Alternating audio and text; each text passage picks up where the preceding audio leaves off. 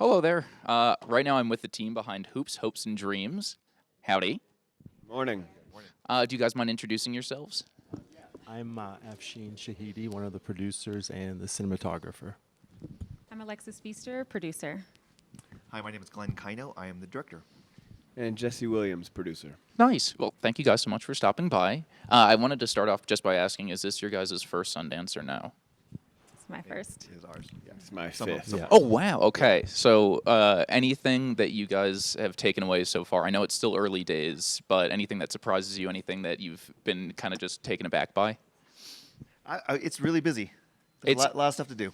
So, yeah, and it's great. And the energy's great. Gotcha. Yeah, it's one of my favorite events of the year. The energy, the people, the level of confluence of creatives and creativity and commerce, and just being able to fellowship and catch up with folks. The shorts program is really strong and interesting. To be able to sit and be a part of it and be surrounded by it has been a nice compliment. I haven't done that before here. So, Oh, nice. So that's a nice new element unlocked in my Sundance experience. Gotcha. Are there any tidbits of advice or anything you have for your the fellow people sitting here on the couch for you that you just want to share? I did this morning, actually. Just pace yourself. You get here and you're far more tired than you expected to be, and you think you can go to everybody's event and support everything, and you're exhausted. So just kind of keep that in mind. Don't overdo it. Hydrate. Not drink alcohol. Hydrate. And I don't stress about seeing everything. I've been to Sundance and not seen a thing, but had the time of my life with other people, and just be open. I wish there was some snow. I was surprised that there's no, I was Can you hoping. do something about that, Reed? No, Yeah, I was honestly, hoping there was some give snowfall. me 6 minutes. I'll get on it. Okay, perfect. And I'm excited that there is no snowfall. This is perfect. Yeah. Oh, so- this is good for you. Okay, great. It's Well, great. I mean, Sundance is one of my favorite festivals just because I feel like it is true. Like, I grew up watching Robert Redford, Butch Cassidy, and the Sundance Kid. So, A, that just, makes me geek out every time I'm here. But B, I feel like it is one of the festivals that genuinely cares about storytellers. And I was just curious to kind of get your guys' take if you consider yourself a storyteller and kind of what being a storyteller means to you. I think throughout my whole career, I've taken every job, every opportunity to figure out how to tell the story within that. Because when you personalize people's situations, it makes the feelings more authentic. And so I think what we've done here is be able to pull out stories that people haven't heard before.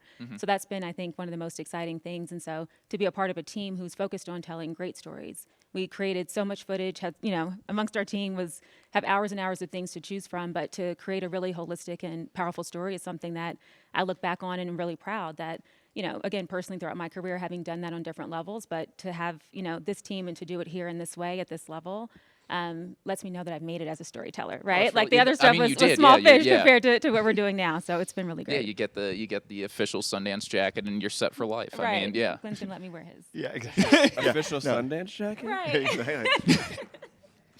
No, I think that in a world obsessed with data, a lot that what's missing is the story, and I think that over the last 10, 15 years, we as a culture have been obsessed with metrics and outcomes, and I think that I understand that from a business sense, sort of bottom line type stuff, but I think the bottom line never accounts for humanity, and I think that one of the things that is the most engaging thing about being a storyteller is the ability to have greatness achieved over time, as opposed to greatness achieved only at the end or not.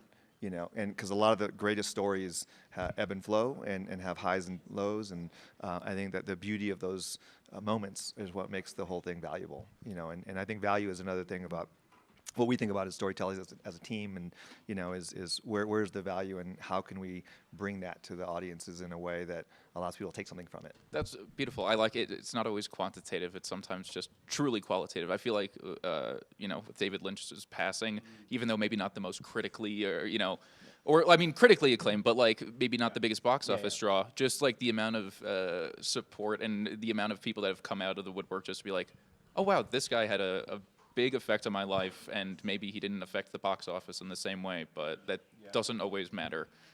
So I really like that answer. I would say also where, as a former history teacher, where nonfiction meets narrative, a big part of storytelling is sometimes translation. Translating often a wrongly told or misguided stories, retelling, reshaping, untelling stories, unpacking, the fabric, some elements of the fabric of our society that could be updated. So narrative control is the lens through which you view your life and others and encounter other cultures and ways of life. It is news. What we make is important. I think it's easy for some people to say around Hollywood, like, I don't have not a real job, or like little things that kind of, I'm proud of what we do. It's important. And it impacts people. David Lynch is a really good example. It doesn't check those certain boxes, but he's had a wild impact on so many people and just inspired them to be themselves, be weird, try, swing, miss, be positive, be kind. All those things are, why art makes life worth living. Yeah, I mean, like, even last year I saw the TV Glow premiered here at Sundance, and I feel like that, like, for the trans community was huge. Like, that was, like, genuinely, like, a big thing. And also even just, like, a movie like Sideways having the effect on wine sales, like, is genuinely, like, storytelling does matter. I'd like to give you an answer. Time to answer. I think an interesting challenge with this was I've never done a short before, and so to be able to tell that story within that constraint.